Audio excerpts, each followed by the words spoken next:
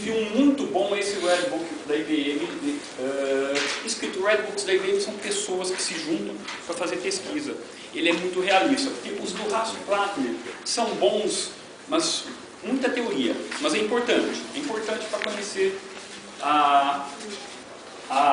o fundamento. E a Bosch está indo na Alemanha, começou agora, porque os nossos SAPs são hosteados na Alemanha. Começamos com o BW e eu vou mostrar o porquê, né? Bom, qual é a motivação de você ter um banco in memory? Antigamente, eu não sei se você já ouviu falar da lei de Moore, que falava que a capacidade de um processador vai duplicar a cada ano, a cada 2 anos, mas só que nós temos um limite físico. O limite físico é a distância entre as camadas do processamento já está em nível atômico. Então, existe muito aquecimento. E para você dispersar esse calor, a IBM, que chegou em 5 GHz, ela tem refrigeração líquida, como os antigos mainframes. Quem é da época mainframe tinha, inclusive o Cray era um supercomputador para fazer cálculos assim, tinha refrigeração a plasma, né? Hoje não fala mais, ele fazia até a USP, tinha um para previsão de tempo. Hoje você não precisa mais disso, né? E o mercado gira entre 2 e 4 GHz.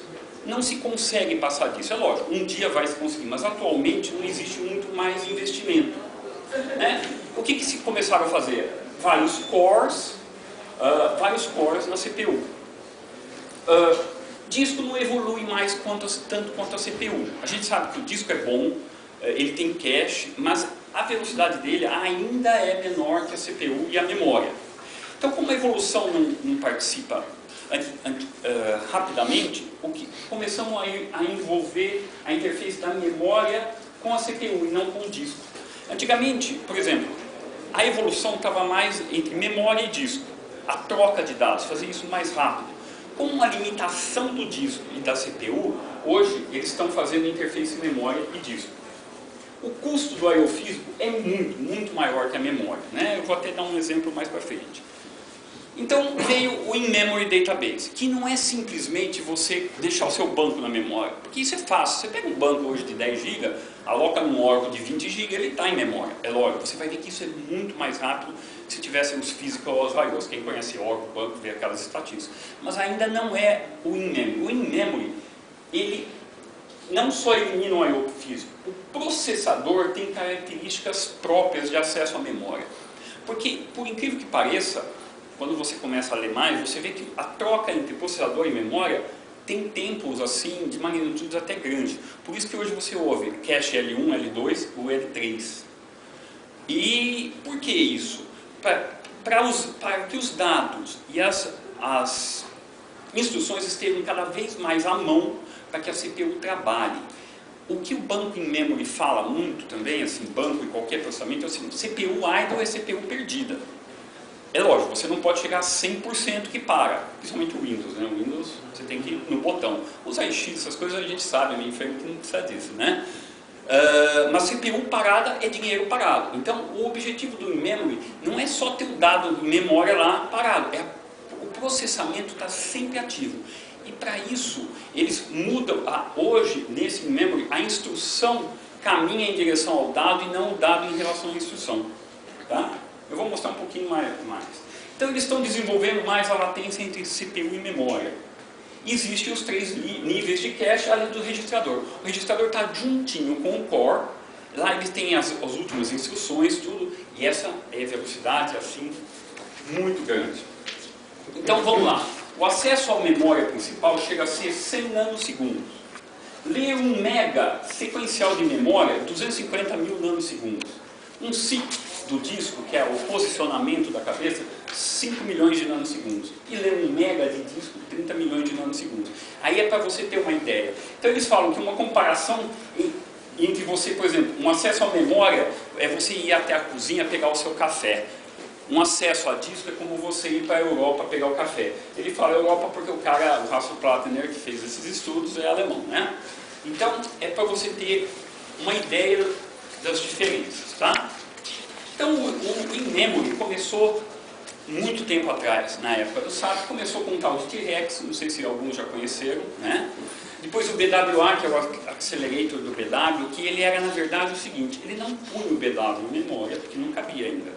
ele punha alguns índices de acesso aos dados, todos em memória. Porque a gente sabe que muito é o acesso ao índice, né? Muito range scan, ele ficava com os índices em memória. Então era como uma máquina paralela ao BW, com acesso muito rápido ao índice. E depois veio o HANA. No mercado nós temos IBM, Oracle e outros que são players que eu vou mostrar para frente, que já tem essas soluções em memory também, com algumas particularidades diferentes. Qual é a proposta real do HANA? Proposta, né? O que ela está entregando hoje é um pouco diferente disso, tá? Ó, se eu estiver falando muito rápido, tiverem dúvidas, por favor, interrompa, porque eu tenho a tendência a ir falando muito rápido, né? Então, por favor. Toda a base em memória, né? Então você fala, pô, eu tenho 12 TB, vou estar em memória? Praticamente. Mas a compressão é de 4 a 10 vezes, tá? Então você pega uma base de 10 TB, você precisaria de 2,5 TB mais um pouco, né? Aí eu vou dizer o porquê que é a proposta da entrega e o que nós temos real hoje. E os processadores próprios são Intel X7 e memória Samsung. Isso porque assim, o SAP HANA é um appliance, é uma máquina, como existia antigamente o Windows Data Center, quem se lembra disso, e como nós temos hoje o Exadata da Oracle. É um appliance que a Samsung não, a SAP não abre mão que seja SUSE, Linux SUSE, é uma coisa que a Bosch está batendo, que ela quer que a SAP ponha AIX também, que a Bosch não gosta muito do Linux porque não tem um suporte adequado, né, para um RP, depois eu falo também. Então, esse processador e essa memória foram validados para aquele negócio que eu falei, processador próprio para lidar com a memória, para que você tenha processador trabalhando direto. A espera por dado ou por instrução é mínima. Porque assim, o processador antigamente ficava esperando pelo disco. Agora, se você puser um banco simplesmente com o seu processador, ele vai esperar memória. Então esse processador é próprio. E a memória Samsung. O storage ela não faz questão. Tá? Porque o storage é só para armazenar o dado para ter persistência. O que é persistência? Você não pode ter tudo em memória, faltou força, perde tudo. Não, beleza. Não pode. Você tem que ter a persistência dos dados no disco. É só a gravação. Existem alguns bancos que em memória, que SolidDB da IBM e alguns outros, Unidata, que você pode escolher não ter persistência. São coisas que você carrega em memória para ter acesso rápido durante o dia, mas você não precisa de persistência. Perdeu, perdeu. Mas o SAP não pode. Você não pode chegar no fim do dia perder tudo. Então, a persistência. Mas o storage, ela não faz tanta questão, porque o trabalho mesmo vai ser em memória. E hoje em dia, a maioria dos storage, que ninguém aqui de empresa pequena grande vai comprar um storage muito ruim. Então, ela não faz questão. O que o SAP HANA tem uma coisa muito interessante, é um negócio que ele fala Procedures SQL Script, que são códigos direto na base. Porque assim, imagine o seguinte, sua empresa resolve dar um aumento para todos os 500 mil funcionários, né? Então o que ela tem que fazer? Eu estou brincando, mas é assim, ela tem que trazer todos os dados, todos os funcionários em memória, fazer o cálculo e regravar.